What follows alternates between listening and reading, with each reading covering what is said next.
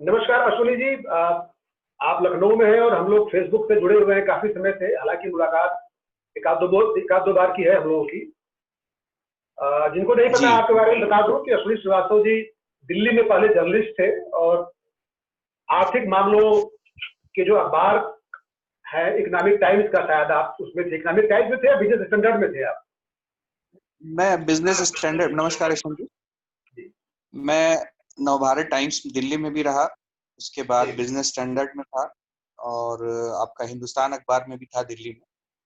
और बिजनेस जो जर्नलिज्म है वो मैंने बहुत साल तक किया है। जी। इधर अश्विनी भाई, मीडिया में काफी छटनी हो रही है और बहुत सारे साथी बेरोजगार हुए हैं, तो हम लोगों के मन में आया कि क्यों ना मैं भी पिछले 12 साल से कहीं नौकरी नहीं कर रहा हूं, बल्कि बड़ा सा मीडिया के जरिए एक उद्यम ही है जो मैं अपना जीने खाने और हम लोग इससे पैसे भी निकाल लेते हैं, साथ में जो पैसा है पत्रकारिता का उसको पूरा कर लेते हैं। तो अपने साथियों को जो मीडिया से बेरोजगार हो गए हैं या कहीं नौकरी नहीं कर रहे हैं उनको ट्रेंड करने की कवायद कर रहे हैं, और उसके तहत हम लोगों ने आत्मनिर्भर क्लास एक शुरू किया है फेसबुक पे। उसी कड़ी में जी। मैं चाह रहा था कि ऐसे कुछ मीडिया के साथियों से बातचीत करें हम लोग, जो कभी मीडिया जी। में थे और आजकल वो अपना काम धाम कर रहे हैं। आप रियल एस्टेट में आए, 10 साल मेरे ख्याल से आपने मीडिया में नौकरी की। अचानक मीडिया छोड़ के, जबकि अच्छी खासी नौकरी कर रही थी, अच्छी खासी सर्विस थी, आपने खुद ही मीडिया को छोड़ा, आपको निकाला नहीं गया मेरे ख्याल से। और आप जी। एकदम बिल्कुल नए फील्ड में भाग्य आजमाने आ गए, कुछ उसी तरह के, चलो एक बार फिर से अजनबी बन जाए हम दोनों। मतलब आप एकदम से जी। ट्रेनी बन गए फिर किसी नए फील्ड के। तो ये कैसे है, थोड़ा मैं चाहूंगा जानना कि विस्तार से, कि हमारे जो नए साथी जो मीडिया से छटनी के शिकार हैं, जी। वो क्यों नौकरी के बारे में ही सोचें, क्यों ना कुछ आत्मनिर्भरता अपना काम के बारे में सोचें, और ये सोचने की प्रक्रिया में क्या दिक्कतें, क्या मानसिक क्या ब्लॉकेज है वो आते हैं? जी। देखिए, मीडिया में जो मेरा अनुभव है वो ये बताता है कि मीडिया अब एक ऐसी नौकरी है, मतलब मिशन या कोई पत्रकारिता जैसा तो कुछ रह नहीं गया वहां पे।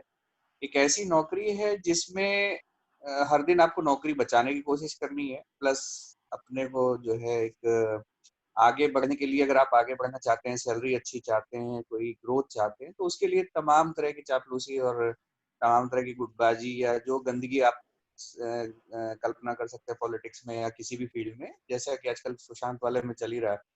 जी। तो उस तरह की गंदगी में अगर आप इन्वॉल्व हैं तो मीडिया आपको कुछ समय तक या काफी समय तक या परमानेंटली एब्जॉर्ब कर लेगा और आप सरवाइव कर जाएंगे, ग्रोथ भी पाएंगे। मतलब मेरा अपना अनुभव है, ये मेरा निजी अनुभव जी। जी। है। लेकिन लोग थोड़ा मेहनत और टैलेंट और काम को लेके आगे बढ़ना चाहते हैं, उनके लिए अब ये फील्ड, अब जब से मैं था 2000 से थोड़ा पहले से मैंने देखा है कि इस फील्ड में जगह नहीं है। और हर तरह का यहाँ पे भी एक नेपोटिज्म कह लीजिए, जातिवाद कह लीजिए, क्षेत्रवाद कह लीजिए, तमाम तरह की चीजें हैं, तो लोगों का बहुत जल्दी मोह भंग हो जाता है यहाँ नौकरी से जी। और लोग घबराने लगते हैं। तो अगर ऐसी सिचुएशन आ रही है, और आजकल तो वैसे भी आ रही, छटनियां हो रही हैं, तो ऐसी सिचुएशन आ रही है तो बेटर यही है कि वहां संघर्ष करके छोटी मोटी सैलरी या छोटी मोटी नौकरी करके जीवन को और टेंशन में डालना या और परेशानी में पड़ना, और खुद परिवार को भी, मतलब खुद के लिए भी उलझने हैं, दूसरा परिवार भी सिक्योर नहीं रहता, बहुत सारी परेशानियां। तो उसके लिए बेटर ये बहुत छोटे छोटे काम है जिसको आप बिजनेस कहते हैं। आजकल बहुत सारी चीजें ऑनलाइन बिजनेस है, आप कोई प्रोडक्ट सेलेक्ट करिए, उसको ऑनलाइन डिफरेंट जो प्लेटफॉर्म है, अमेजोन वगैरह है, फ्लिपकार्ट है, उसके थ्रू बेचने की कोशिश करिए। और भी बहुत सारे उद्यम है जो आपको नेट पे मिल जाएंगे, छोटे छोटे बिजनेस जिसमें आप लाख 2 लाख 50,000 की पूंजी अभी लगा के आपने अभी शुरुआत। आपने अमेजन पे प्रोडक्ट बेचने की बात कही। आप मुझे लगता है कि आपने ये काम किया भी है। अभी लॉकडाउन के वक्त भी मैंने पढ़ा था आपका एक पोस्ट जो है, जिसमें था कि आप कैसे किसी प्रोडक्ट को अमेजन पे ले आए, किसी से खरीदा आपने, उसको फिर अमेजन पे आपने बेचा, और इसमें आपको कई जी। लाख का फायदा हुआ। थोड़ा इसके बारे में बताइए, क्योंकि ये चीज जो है आजकल ऑनलाइन प्लेटफॉर्म बहुत हैं, और उस पर सामान बिक्री के लिए बहुत सारे प्रोडक्ट उपलब्ध हैं जो हमारे गांवों में हैं, हमारे खेतों से निकले हैं। सत्तू है, जैसे मैं जिस इलाके से आता हूँ गाजीपुर से, वहाँ सत्तू, ओरिजिनल सत्तू, जिसमें जौ, चना, गेहूं मिला के पीसा गया हो। मुझे लगता है कि ये सब प्रोडक्ट जो हम शहरियों को चाहिए, लेकिन कोई देने वाला नहीं है, गारंटी करने वाला नहीं है कि ओरिजिनल है, बिल्कुल साफ सफाई से है। तो आपने क्या बेचा और कैसे कमाया? देखिए, आप बहुत अच्छी बात कह रहे हैं, जो सत्तू वाली बात आप बता रहे हैं। बेसिकली क्या है कि पहले क्या होता था, लोग जगह तलाशते थे, दुकान खोलते थे। उसके बाद वहां बैठते थे, माल खरीदते थे और बेचने की कोशिश करते थे। तो वो मार्केट एक छोटा सा एरिया होता था जहाँ पे आप वो कुछ लोगों को कैटर करते थे। ऑनलाइन एक ऐसी फील्ड है, जैसे आपने बताया सत्तू, आप कोई भी प्रोडक्ट चुन लीजिए, कोई भी, कहीं का भी। आप ये समझिए कि आप एक दुकान खोल रहे हैं। दुकान खोलने के लिए आपको छोटे भाई जगह नहीं आपने क्या चाहिए। बेचा? आपने क्या बेचा? देखिए, हम तो एक एक्सपेरिमेंट कर रहे थे। हम लोग का बिजनेस रियल एस्टेट का थोड़ा लार्ज स्केल पे है, लेकिन हम एक एक्सपेरिमेंट कर रहे थे कि अगर इन केस अगर हम ऑनलाइन सेल्स में जाते हैं तो कैसे ये सिस्टम काम करता है।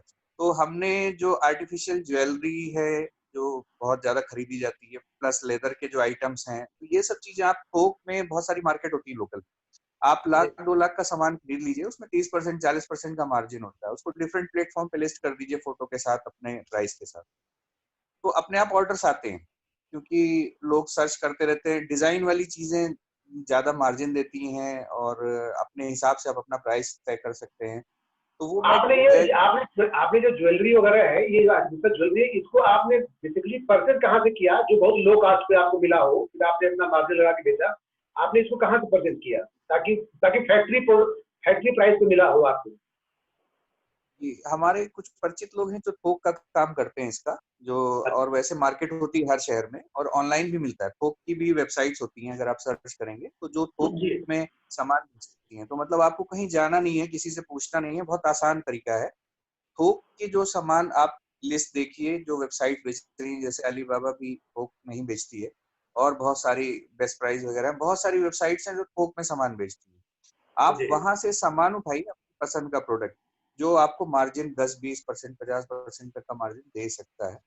आपको लगता है कि हाँ इसकी डिमांड है, लोग खरीदते हैं, तो उसको आप अपने हिसाब से जितना भी कैपेसिटी हो, आप ऑनलाइन खरीद लीजिए, अपनी किसी परचेज से खरीद लीजिए, या लोकल थोक के मार्केट में जाइए खरीद लीजिए और अपने पास रख लीजिए। या नहीं भी रखिए तो आपके पास वो लिंक होना चाहिए कि आप सेम डे, अगर आपके पास ऑर्डर आ रहे हैं तो सेम डे उसको अ, वो भेज सकते हैं।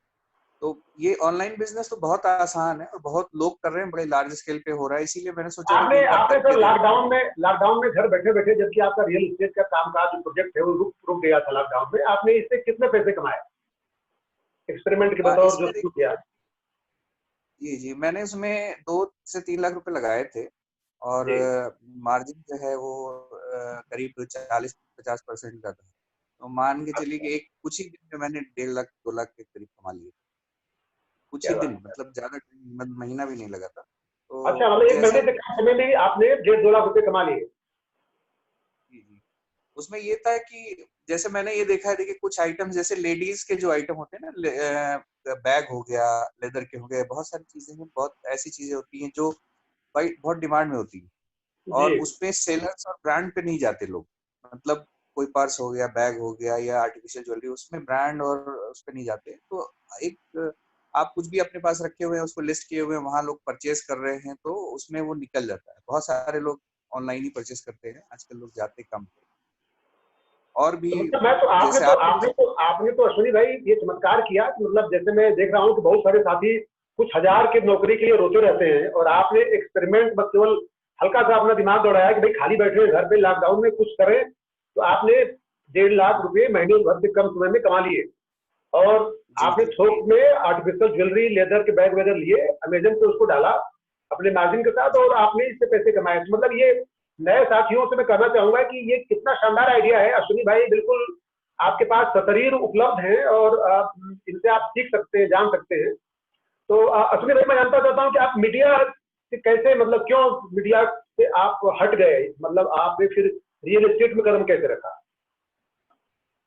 देखिए, मीडिया में तो मैंने आपको बताया कि बहुत सारे दिक्कतें हैं, और सारे साथी लोग, जितने लोग काम करते हैं, आप भी इतने साल आपने काम किया, अच्छी ब्रांड में, अच्छी जगहों पे, अच्छी पोस्ट पे रहे, तो आपको पता होगा कि वहां पे सर्वाइवल के लिए हर दिन का संघर्ष है।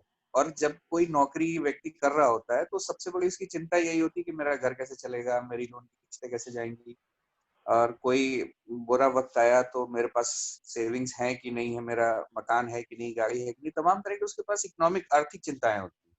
और आर्थिक चिंताओं के साथ पत्रकारिता कराना या करना है बहुत मुश्किल काम होता है, और वो हमेशा ही बनी रहती है उस फील्ड में। ठीक तो बात, मुझे ठीक ये बात। लगा जी, तो मुझे ये लगा कि पहले आर्थिक चिंता पे अब हम लोग तो मिडिल क्लास फैमिली से थे, जहाँ हमारे पेरेंट्स ने सिर्फ एजुकेशन दी और उन्होंने ये नहीं कहा कि पैसा लो या प्रॉपर्टी लो और ऐश करो। हम लोगों को तो खुद ही जॉब करके अपना सब कुछ बनाना था। तो ये एक जो टेंशन थी कि पता नहीं क्या होगा, कहीं ऐसा ना हो बीच में नौकरी चली जाए। और अभी हम देख भी रहे हैं कोरोना वाला जो क्राइसिस का टाइम आया, बहुत दिक्कतें हो रही हैं। हमारे कई दोस्त, हमारे बैचमेट्स परेशान है, कईयों की नौकरी चली गई है, कई लोग की अर्निंग बंद हो गई है। तो ये 10 साल 8-9 साल पहले मुझे इस तरह की चीजें नजर आ रही थी, लग रहा था कि फ्यूचर में शायद कुछ हो सकता है, कभी अखबार बंद हो जाए, कभी हम लोग हटा दिए जाएं। भले ही हम लोग मेहनती हैं, टैलेंटेड हैं, मतलब हम लोग अपने हिसाब से खुद को मान रहे हैं कि हम लोग आगे बढ़ सकते हैं इस फील्ड में, इतना टैलेंट भगवान ने दिया है। लेकिन दिक्कत क्या थी कि सिर्फ टैलेंट और मेहनत वहाँ सक्सेस की गारंटी नहीं है, नौकरी की भी गारंटी। तो इसलिए मतलब एक चिंता रहती थी हर समय, और बहुत समय तक मंथन रहा। फिर 35 इयर्स की एज में मैंने डिसाइड किया कि नहीं करना, तो उस समय मैंने रिजाइन कर दिया अचानक, और बिना ये सोचे कि आगे क्या करना है। लेकिन ये सोचा है कि जितना अच्छी खासी सैलरी थी, मतलब 55-60 हजार रुपए उस समय मिल रहे थे मुझे, तो मुझे ये लगा कि इतना कमाना बहुत मुश्किल है बाहर। लेकिन मुझे लगा कि 20 हजार 25 हजार कुछ भी कमाएंगे, घर पे रह के कमा लेंगे तो शायद ज्यादा अच्छा होगा, इतनी टेंशन नहीं होगी। उस सोच के साथ मैंने रिजाइन किया, और उसके बाद रियल एस्टेट में आया। तो रियल एस्टेट 1-2 साल का संघर्ष रहा। रियल एस्टेट में भी मेरे पास कुछ नहीं था, पूंजी नहीं थी, वो तो सब मैंने आप लिखा ही फेसबुक में। तो तरह तरह के एग्रीमेंट्स करके और लोगों को जोड़ के, 1-2 लोगों को साथ में जोड़ के कुछ छोटा मोटा निवेश करके आगे बढ़े। लेकिन अब वो सक्सेस मिल गई, उसके बाद फिर हम लोग आगे बढ़ते गए। तो वो आपके दो प्रोजेक्ट काफी सफल रहे लखनऊ में, मतलब जिससे आपने काफी पैसे जी कमाए। जी और अब मेरे ख्याल में तीसरा प्रोजेक्ट पे आप काम कर रहे हैं इसमें। जी जी। तो रियल अश्विनी एस्टेट भाई। में तो हम लोगों का मतलब, जी जी। हाँ हाँ, बताइए जी प्लीज। जी, रियल एस्टेट में तो हम लोगों का करीब 8-9 साल का काम हो, हम लोग आगे बढ़ चुके हैं। 3 प्रोजेक्ट हैं हम लोगों के जो एग्जिस्टिंग हैं, और 2 तो हम लोग डिलीवर कर चुके हैं, और अच्छे प्रोजेक्ट्स हैं, मतलब बड़े प्रोजेक्ट्स हैं। और तीसरा भी अब बड़ा प्रोजेक्ट है, और उसके बाद एक चौथा भी करने जा रहे हैं जो उसी में विस्तार होगा। तो अब एक कंपनी बन चुकी है, ब्रांड बन चुका है, तो हम लोग को इन्वेस्टर्स भी मिल जाते हैं, पैसा लगाने वाले लोग भी मिल जाते हैं, और खरीदने वाले लोग भी मिल जाते हैं, बायर्स भी मिल जाते हैं। तो यहाँ पे मेहनत जो है वो अपनी है, आत्मनिर्भरता शायद इसी को कहते हैं, कि कोई रोकता नहीं है। कॉम्पिटिटर कॉम्पिटिटर रोकते हैं, लेकिन ऐसे नहीं रोकते जैसे मीडिया में रोका जाता है। और जब आपका मन करता है तो परिवार गाड़ी उठाते हैं, निकल लेते हैं नैनीताल की वादियों में जो है, और वो जो फॉरेस्ट रिजर्व में जो है, और खूब मस्ती करते हैं आप लोग। मैं तस्वीरें देखता रहता हूँ आप लोगों की, जो है भाभी जी की, बच्चों की। जी, मीडिया में तो आप रहे, आपको पता होगा कि छुट्टी हम लोग ले नहीं पाते थे, और जी। एंजॉयमेंट लाइफ में सिर्फ पीने और खाने के अलावा कुछ नहीं होता था। वो भी दोस्तों के साथ थोड़ी देर बैठ लिए, उसके बाद दूसरे दिन का प्रेशर होता था। तो कंटिन्यूअस प्रेशर में काम होता था। यहाँ पे प्रेशर होता है पर अपनी सक्सेस है, और टाइम बहुत अपनी मिल शर्तों जाता पे है। है। तो आप जब चाहेंगे, मान लो 2 दिन नहीं जाना है, मन कर रहा है तो नहीं जाएंगे 2 दिन। आप कभी दिन जी रात काम करोगे, मन कर रहा है तो, मतलब ये आजादी जो है कि हम अपनी मर्जी के मालिक जी हैं, ये जी एक बड़ा सुख होता है। मैंने अभी जो पहली पोस्ट लिखी है आप क्लास में, उसमें मैंने कहा बेसिकली कि आ, अपना काम करना माने प्रभु क्लास में जाना। एक कैटेगरी है प्रभु क्लास, कि हम अपने समय के, अपने सोच के, अपने वर्क टाइम के, वर्क स्टाइल के, और क्या काम करें उसके मालिक हम खुद हैं। जी। देखिए, मेरा यशवंत जी मानना ये है कि सपोज कोई व्यक्ति छोटा सा भी काम करता है, फूड फूड बिजनेस में मुझे बहुत अच्छा लगता है, हो सकता है आगे कभी उसमें एंट्री करूं। फूड बिजनेस एक ऐसा बिजनेस है, मान लीजिए किसी ने छोटा सा बिजनेस खोला फूड का, एक छोटी सी जगह ले ली 10-5 हजार की, 20 हजार की किराए पे, और वहां कुछ भी बनाने लगा वो, जो उसको आता है या जो उसको लगता है कि हम एक कारीगर ढूंढ के, तो वहां से वो लेकिन अश्विनी भाई, रेस्टोरेंट बना सकता है। मीडिया के साथियों का ईगो बहुत बड़ा होता है। वो लगता है कि मतलब भूखे मर जाएंगे लेकिन हम खाना वाना नहीं बेचेंगे जो है, मतलब। हालांकि मैं इस माइंड सेट तो निकल चुका हूँ। मुझे लगता है कि मैं कुछ भी वो काम कर सकता हूँ जिससे मेरी आजादी बाधित न हो, और मुझे जीने खाने भर पैसे मिले, चाहे ठेला लगाना पड़े तो भी मैं ये काम कर जी सकता हूँ। और मैं कई काम इस तरह करता भी हूँ। तो जी ये माइंडसेट की, मतलब ये माइंडसेट कैसे खत्म हो चुका है? हम खाना, मतलब ठेला गुमटी खोल के हम खाना बना के हम कैसे करेंगे? इस जी। माइंडसेट पे देखिए थोड़ा ऐसा, बताइए। जी, ईगो जो है ना वो यूपी बिहार में बाई बर्थ मिलता है हम लोगों को। और गुजराती और पंजाबी और जो महाराष्ट्र वगैरह इधर के लोग होते हैं साउथ के, वो उन लोगों के अंदर उतना ईगो नहीं होता। वो लोग देखिए, आप कोई भी बिजनेस करते हैं, हम लोगों के यहाँ लोग वर्दी के लिए या काला कोट के लिए या मीडिया लिखाने के लिए पूरी जिंदगी दांव पे लगा देते हैं, सिर्फ इसलिए कि मोहल्ले में, गांव में, कस्बे में लोग सलाम करेंगे, डरेंगे कि हाँ भाई वो जो है वकील हैं या पत्रकार हैं या पुलिस में है, भले ही उनकी अर्निंग उतनी ज्यादा ना हो या तमाम आर्थिक दिक्कतें उनके साथ हो। और गुजराती पंजाबी लोग होते हैं, वो छोला भटूरे का ठेला भी लगा देंगे, क्योंकि उनको पता है कि हम 1 लाख 2 लाख रुपए महीना कमा लेंगे यहाँ से। ठीक तो वो बात। लोग अपना आर्थिक तरक्की से अपना जो है रुतबा बनाते हैं। आप दिल्ली में देखिए, गुजरात में देखिए, उन लोगों के पास पैसा है, उनका रुतबा अलग है, उनके पास बड़ी बड़ी गाड़ियां हैं। हम लोगों को क्या है कि हम लोग थोड़ा मूछें टाइट करके और वर्दी और प्रेस लिखा के या काला कोट पहन के हम लोग दूसरे तरीके का रुतबा पसंद करते हैं। तो वो माइंडसेट यूपी बिहार की दिक्कत है। लेकिन उसी में अगर जो लोग थोड़ा बाहर घूम आए हैं, दिल्ली, बॉम्बे, गुजरात, पंजाब वगैरह, उनको क्या समझना चाहिए कि कुछ जातीय मामला भी है? जैसे देखिए, मतलब मैं देखता हूँ ब्राह्मण या ठाकुर या सवर्ण में ढेर सारी जो ऐसी जातियां हैं, क्योंकि आप श्रीवास्तव हैं, आप लाला हैं, तो आप लोगों के लिए जी यह है जी भाई कि आपको कुछ करना ही करना है। हालांकि जाप ज्यादा करते हैं आपकी जात के लोग और धंधा जी कम करते हैं कंपेरेटिवली, मतलब बाकी। तो क्या कुछ ऐसा है कि सवर्ण जातियों में एक ईगो है? क्या कुछ जाति का भी मामला इसमें है क्या? हाँ, नहीं नहीं, बिल्कुल सही कह रहे हैं आप। ये जो यूपी बिहार में असल में जातिवाद बहुत गहरा है। और जो जी। सवर्ण जाति है, जैसे हम लोगों के कायस्थों में क्या है, जॉब की सबसे ज्यादा वैल्यू है। जॉब की, बिजनेस को अभी भी कुछ नहीं माना जाता।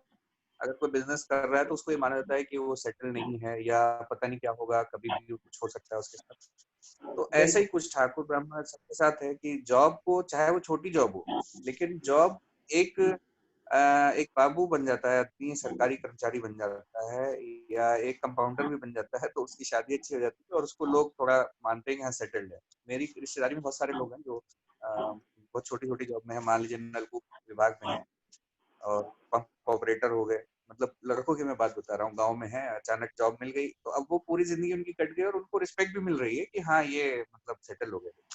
तो ये एक जातिगत हम लोगों का है कि मतलब हम लोग जॉब कर लेंगे और बिजनेस में चूंकि हाथ जोड़ना पड़ता है, पोलाइट होना पड़ता है, या बहुत सा ऐसा लगता है जैसे कि ईगो हर्ट हो रहा है, जबकि ऐसा है नहीं। क्योंकि आज के जमाने में कॉर्पोरेट जगत है, आप बिजनेस कर रहे हैं, बिल्कुल। तो हमें नहीं अब लगता तो कि बड़ी किसी बड़ी को आदत। कंपनियां अब तो बड़ी बड़ी कंपनियां उन सेगमेंट में भी आ रही हैं। मतलब रिलायंस वाले सब्जी बेच रहे हैं जगह जगह, बहुत काफी समय से बेच रहे हैं। तो हाँ मुझे लगता है कि कोई भी काम ऐसा नहीं है जिसको छोटा कहें, और किसी काम के करने से आपका अहंकार नहीं नष्ट होता है। मतलब ईगो आपका आड़े नहीं आना चाहिए, बल्कि आप अपनी मर्जी के मालिक हैं, अपने बल पे अपने जीने खाने से ज्यादा पैसे इकट्ठे कर रहे हैं। तो ये तो बहुत बड़ी बात है। मेरा वही सवाल है कि हाँ आप ढेर सारे जो साथी बेरोजगार हुए हैं मीडिया के, उनमें से कुछ का जी कैसे भला कर सकते हैं? जैसे आपके जो प्रोजेक्ट्स हैं, उसमें जो मान लीजिए बिक्री का काम है, मार्केटिंग वाला पार्ट है कि भाई कोई सेल कर दे तो जी। उसमें आप उसको एक हिस्सा दे सकते हैं। तो क्या आपके दिमाग में कुछ इस तरह की योजना है कि मीडिया के कुछ साथियों को आप भला करना चाहेंगे?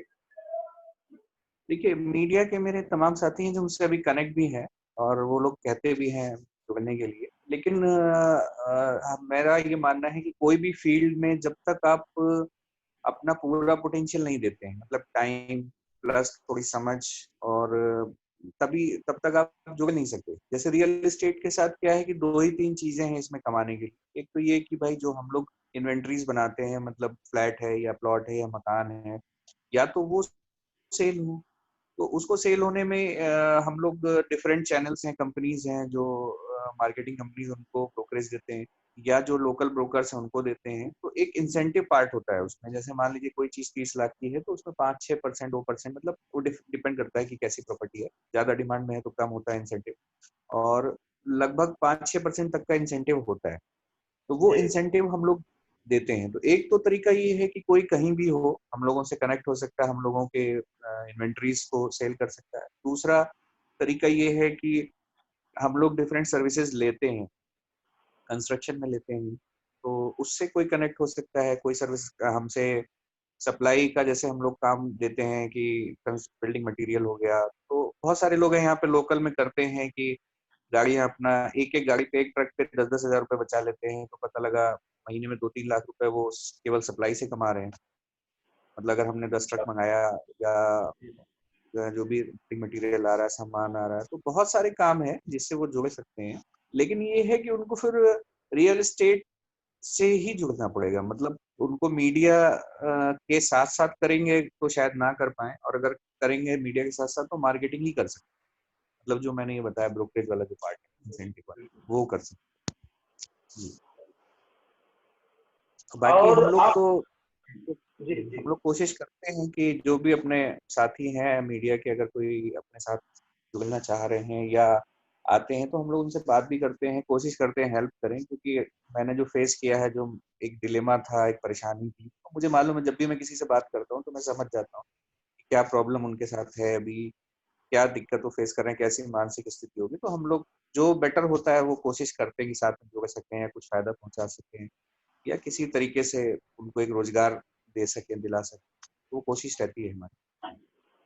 आपके नज़र में कोई एक ऐसा और साथी बताइए जिसका मैं इंटरव्यू करूं, जो मीडिया में रहा हो और बाद में उसने अपना काम काज शुरू किया और सफल रहा।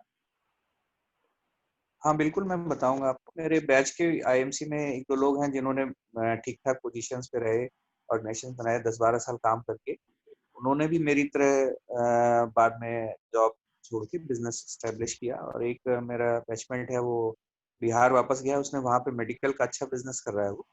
और मेडिकल स्टोर भी खोला, नर्सिंग होम भी एक किराए की जगह लेके नर्सिंग होम भी खोला। तो अब उसने ग्रोथ अच्छी ले ली है वहाँ।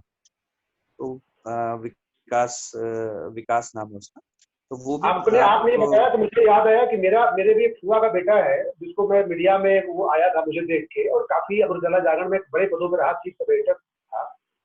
उसके पिताजी अभी डेथ हो गई, वो डॉक्टर थे, बीएमएस किए हुए थे, काफी सीनियर डॉक्टर। तो वो जो मेडिकल दुकान चलाने के लिए जो लाइसेंस होना पड़ता है, डिग्री लेनी पड़ती है, डिप्लोमा जो है, वो कोर्स कर रहा है। उसका भविष्य का प्लान यही है कि वो एक मेडिकल स्टोर खोलेगा।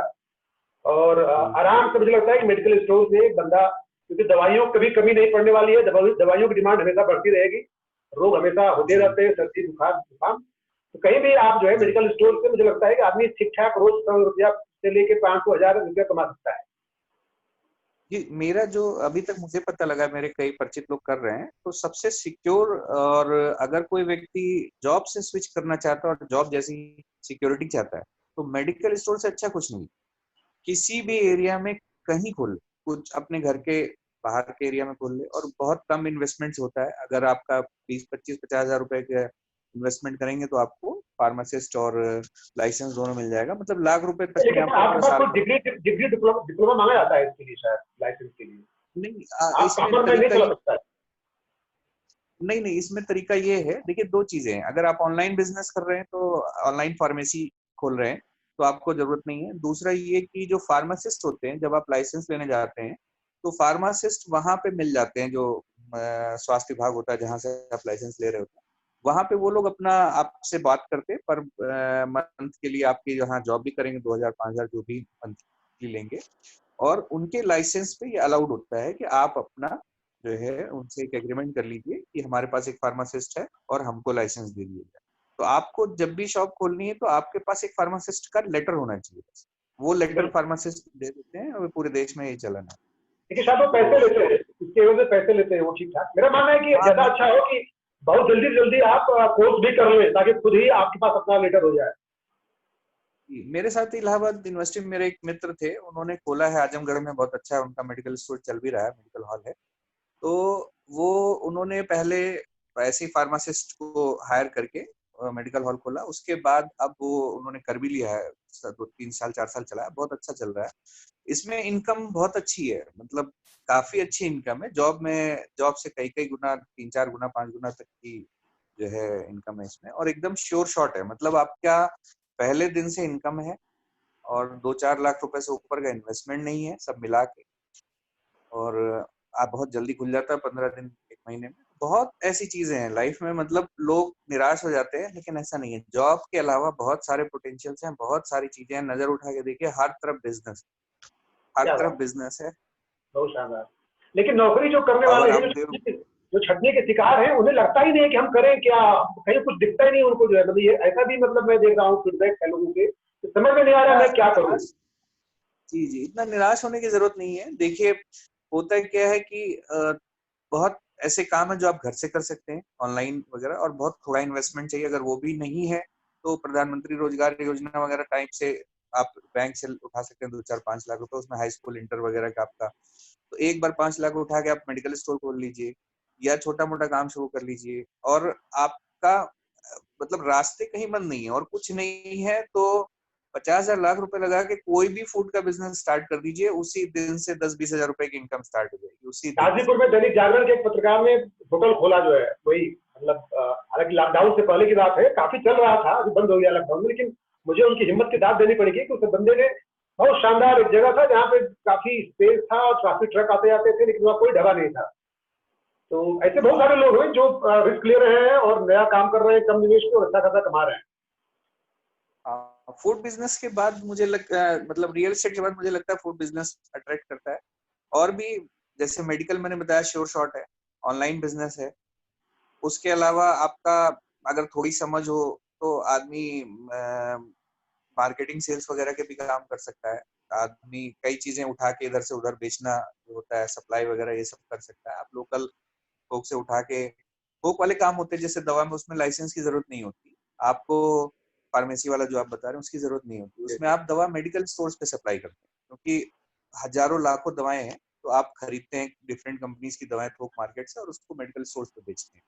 वो काम भी बहुत लोग करते हैं। इवन जो मैं देख रहा मार्जिन हूँ कि कई सारे साथी हैं जिन्होंने कुछ जो नेचुरल चीजें हैं उसको मिलाया और एक दवा बना दिया है, इम्यूनिटी बूस्टर या आप डायबिटीज का या शुगर का, जो भी मतलब ये करेला है जामुन है उसको मिलाया, एक परसेंटेज में किया और उसको उसका एक लाइसेंस लिया, बहुत मतलब कम दाम में जो है ये काम भी करते हैं लोग। जिसका इंटरेस्ट हो थोड़ा, जो शोध करता हो आजकल जो दवाओं पे या हर्बल आयुर्वेदिक दवाओं पे जो है। मेरा यशवंत जी एक अनुभव है। आवाज बंद हो गया आपका, साउंड म्यूट है आपका, साउंड म्यूट है सर। हाँ हाँ, दोबारा बोलिए सर, साउंड म्यूट हो गया था। मेरा एक अनुभव है बिजनेस में कि एक्सपेरिमेंट करने से बचना चाहिए बिजनेस में। मतलब कोई जैसे लोग बड़े स्तर की तरफ भागते हैं कि हम कोई प्रोडक्ट लाएं, पहले कुछ काम ऐसा करके बिजनेस का बेसिक समझना चाहिए। मतलब शुरुआत में हमने भी वही गलती की थी कि एकदम से 2 साल हमको बहुत स्ट्रगल इसीलिए करना पड़ा था कि बिजनेस में मतलब बेसिक चीज है। जैसे आपको जो चीज पता हो कि ये चीज करने से ये हो जाएगी, जैसे मेडिकल स्टोर हो गया, जो आपको पता है कि हम ये करेंगे तो इतना पैसा हम लगा के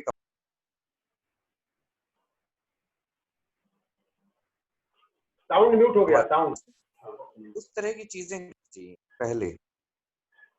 जी पहले जो एकदम से कोई प्रोडक्ट लाना, जैसे होता क्या है, जैसे आयुर्वेदिक कोई प्रोडक्ट लाए, अब रामदेव जैसे लोग हैं, इनके पास तो पूरा नेक्सस है और ये लोग बड़े आगे ऐसे हैं, लेकिन इस तरीके से आगे बढ़ नहीं पाता आदमी। आप कोई प्रोडक्ट लाए और उसको सेल करना, मार्केट पकड़ना आसान नहीं। तो प्रोडक्ट लाने की बजाय दूसरे के जो प्रोडक्ट है उसको आप बेचना शुरू करिए या डिफरेंट स्टोर्स में पहुंचाना शुरू करिए। मतलब पहले मार्जिन लेना, कमाना सीखना चाहिए कि 10% 20% किसी चीज में मार्जिन है तो हम 1 लाख लगाएं तो 20,000 कमाएं। मतलब पहले ये पैसे की इनकमिंग पे जाना चाहिए श्योर शॉट। उसके बाद धीमे धीमे आइडियाज आते हैं और उसमें आप पैसा लगाते जाइए, आपको तब तक लिंक भी बन जाता है, हिम्मत भी जुड़ जाती है और समझ में भी आ जाता है। मतलब बिजनेस एक ऐसी फील्ड है जिसमें रिस्क लेने से पहले पैर जमा लेने चाहिए, नहीं तो पैर उखड़ जाते हैं। बहुत क्या मुश्किल बात, होता है उसके बाद।